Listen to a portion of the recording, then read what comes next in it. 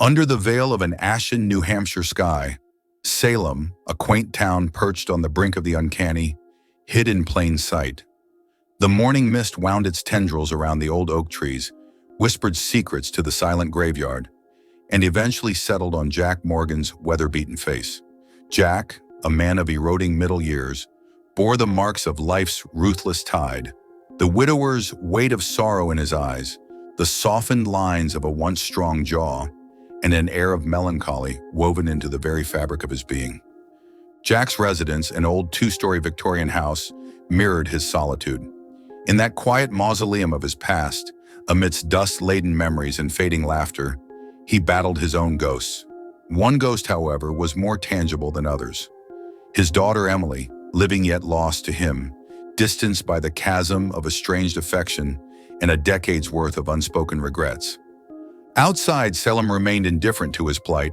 Children chattered on their way to school, old women gossiped in hushed tones in quaint tea shops, and life moved with the rhythm of the ordinary. It was into this monotony that a peculiar envelope arrived, a request for his investigative services from the local high school, an unusual case of identity theft that was sowing discord and suspicion among the townsfolk. "The damned internet," Jack murmured to himself, assuming it to be another case of misguided teenagers and social media feuds.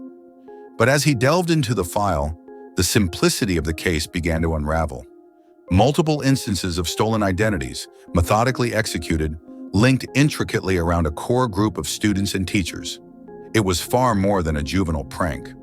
Over cups of lukewarm coffee in a nondescript diner, he met with the school's headmaster, a nervous man who nervously explained, "We've had to lock down our IT system. The parents are terrified. The students, some are being accused of things they swear they didn't do." Jack offered a sympathetic nod, asking, "Any connection between the victims? Any patterns?" The headmaster shrugged. "Nothing apart from being associated with our school. It's as if someone or something is playing a cruel game." Back at home, Jack found Emily seated on the porch. She barely glanced at him, her eyes glued to her phone. "Some of my friends got hit too, you know," she remarked, a note of accusation in her voice. He looked at her, a surge of protectiveness mingling with a spark of professional curiosity.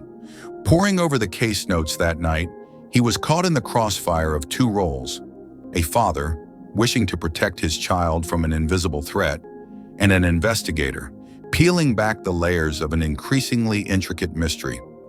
In the sea of confused testimonies and inexplicable facts, one thing was clear: this was no ordinary case of identity theft. It was a spider's web, spinning out from the heart of Salem and touching those within its reach.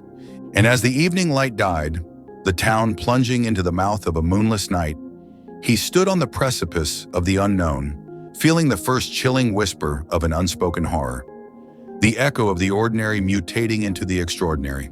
The call was made, and Jack Morgan, the tragic sentinel of Salem, had no choice but to answer. The heart of Salem beat with a cadence of disquiet, the rhythm thrumming in time with Jack's growing unease. A cloak of shadows seemed to have descended upon the town, its invisible edges fraying as it enshrouded the mundane, bending it towards the inexplicable. Days blurred into nights as he ventured deeper into the labyrinth of identity thefts.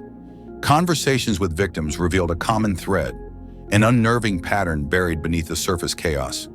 Every stolen identity was marked with the same cryptic symbol, a spiral with a gaping void at its center, reminiscent of an ancient language that predated Salem's founding. A palpable dread clung to the symbol, like an echo of an old fear awakened from its slumber. In the dimly lit corner of the town library, amidst musty parchment and whispers of forgotten lore, he unearthed tales of a bygone era. Salem, it seemed, had been the bedrock of an archaic cult, worshipping entities beyond human comprehension. The same spiral symbol was their sigil, their covenant with the unknown. "What nonsense," he muttered, in an attempt to dismiss the growing dread, but the echo of the old librarian's words sent chills down his spine. "Beware, Jack. Some truths are too horrifying to bear. The shadows of the past are best left untouched." Yet he could not afford the comfort of ignorance.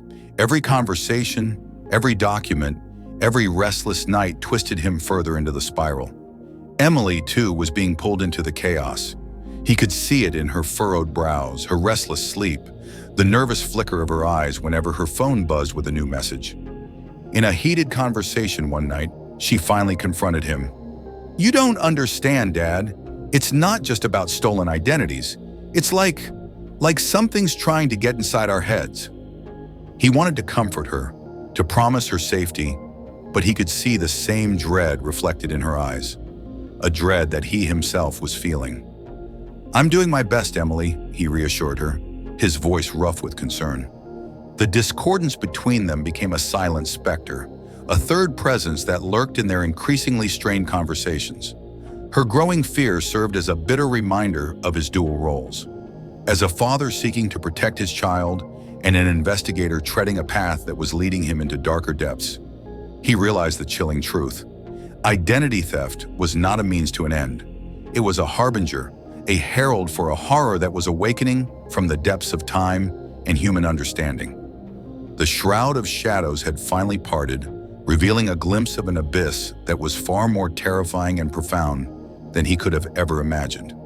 He sat alone in his study, bathed in the pale light of his desk lamp. Papers were strewn around him, bearing witness to his descent into a reality far more complex and terrifying than he ever anticipated. And in the quiet, he understood that the abyss is not just looming ahead, it is also expanding within, threatening to consume his sanity. Salem, now a caricature of its former self, was perched on the precipice of unreality. The sun no longer cast its warm, inviting glow, but a sickly, pale light that painted everything in hues of unease. The mundane chatter of the townsfolk sounded like a cacophonous symphony of dread. Jack's perception, once rooted in the familiar, was being overwritten by the horror of his discoveries. Sleep, once a refuge, had become a minefield of monstrous dreams. Every night, he was led through labyrinthine corridors of nightmares by a faceless guide, only to be abandoned at the brink of the abyss. He'd awaken, bathed in a cold sweat, the echo of a monstrous, indistinct whisper vibrating through his bones. Days were no better. His office, once a sanctuary of order and reason, now felt alien, oppressive. The spiral symbol haunted him, its form appearing in the most mundane of objects. In the swirling pattern of his morning coffee, the spiraling leaves caught in an autumn breeze, the vortex of draining bathwater. Emily, once a beacon of youthful innocence, was increasingly drawn into the heart of this storm. She was losing friends to this invisible horror, her fear and resentment growing each day. "Why can't you do something, Dad?" she cried one night, her voice laced with fear and accusation. "You're supposed to protect us." His heart ached. He wanted to shield her from this creeping darkness, to restore the normalcy they once knew. Yet he was as lost as her, a ship adrift in a sea of cosmic horror. "I'm trying, Emily," he murmured, his voice breaking. "I'm trying." One day, while visiting the local library, he stumbled upon an old town record, recounting a historical event where the townsfolk, entranced by an unknown madness, had turned against each other. The description sent a shiver down his spine. It was eerily similar to the current turmoil. The record ended with a chilling note, a plea for help from the then mayor, encapsulating his desperation. "We have awakened something ancient, something evil. May God help us." His investigation was no longer just a search for the perpetrator, but a race against time. Each passing day, the veneer of reality thinned, bringing the ancient evil closer to the surface. The faces of the townsfolk bore the same haunted expression, mirroring his own dread. The madness was spreading, and he was drowning in it. He was standing in his dimly lit study, the once familiar room now alien and foreboding. The spiral symbol, now burned into his mind, seemed to pulse with a life of its own. His gaze fell upon his reflection in the window, the man staring back a stranger, marked by fear and the burden of the unfathomable. A monstrous reality was unfurling around him, but he knew he had to face it. For Salem, for Emily, he had to stare into the abyss and confront the terror that lay within. The descent into madness was far from over. It was only the beginning. The world Jack once knew had collapsed into an eerie nightmare, each day a grotesque reflection of reality. Salem, once vibrant with life, was now a desolate canvas, painted in swathes of dread and despair. His investigation had led him down a winding path of cosmic horror, his life fracturing under the weight of knowledge that was never meant for human comprehension. Emily, his anchor amidst this chaos, seemed a ghost of her former self. Her once vibrant eyes, now dull with fear, mirrored the town's growing apprehension. "Promise me, Dad. Promise me we'll be okay," she pleaded one night, her voice barely a whisper. He held her close, feeling the tremors of her fear. His promise, though sincere, echoed hollowly against the walls of the unknown. Determined to end this growing terror, he turned to the only lead he had, the cryptic spiral symbol and its origins in Salem's history. Delving deeper into town records, he unearthed a forgotten ritual, a binding pact performed by the archaic cult to seal away the entity they had awakened. The final piece of the puzzle slid into place: the stolen identities. They were not mere thefts, but offerings, attempts to break the ancient seal. The knowledge weighed heavy on him. The prospect of confronting an ancient, cosmic horror seemed an insurmountable task. Yet he saw no other way to protect Salem and to safeguard Emily.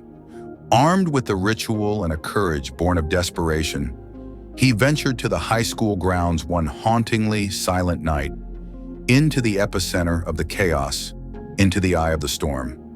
Underneath the spectral glow of the moon, the school appeared as an eldritch cathedral, its once familiar architecture warped into something unworldly. As he moved deeper into the building, guided by the pulsating echo of the spiral symbol in his mind, he could feel the boundaries of reality thinning, the fabric of the mundane slowly replaced by the grotesque. At the heart of the school, in the main auditorium, he found it, an amorphous, shadowy entity, its form flickering at the edges of human comprehension. He could feel its alien consciousness probing at his, a sensation like icy tendrils coiling around his sanity. His pulse echoed the rhythm of an ancient, primal dread. With a shaky breath, he started the ritual. Words of an ancient language filled the room, each syllable a bitter struggle against the suffocating terror. The entity recoiled, writhed, its monstrous whispers rising to a deafening shriek. He could feel his sanity teetering on the brink, his mind threatening to fracture under the entity's mental assault. Then a memory surfaced, a beacon in the darkness. Emily's laughter, the warmth of her hug, the love in her eyes. His resolve hardened. For his daughter, for Salem, he would hold on to his sanity, withstand the terror. He completed the ritual with a final defiant chant, the words echoing through the room, searing into the entity. With a deafening roar, the entity was pulled back, the breach between realities sealing behind it. A heavy silence descended, broken only by his ragged breaths. Exhausted but victorious, he stumbled out of the school, the breaking dawn casting a golden hue over Salem. His return home was met with a relieved Emily, their estranged relationship mending in the wake of shared terror and newfound respect. The town, oblivious of the monstrous abyss they had narrowly escaped, gradually returned to its routine, the rhythm of the ordinary resuming its gentle cadence. Jack, bearing the scars of the abyss, embraced his dual roles with newfound determination, a sentinel standing guard against the unimaginable. He felt awash with resolution, drenched in relief, veined with lingering horror, and a deeper understanding of the cosmic forces at play. For now, the abyss had been confronted and banished, the veil of normality restored. But Jack knew that he and Salem would never be the same, forever marked by their brush with the cosmic horrors that lurk just beyond the edges of reality. Thank you for watching. If you enjoyed the video, like it and subscribe to our channel, where you can find more similar stories, and click on the bell icon to never miss one. There is plenty more cosmic horror to come from the Eldritch Tales Factory. Stay tuned, and until next time.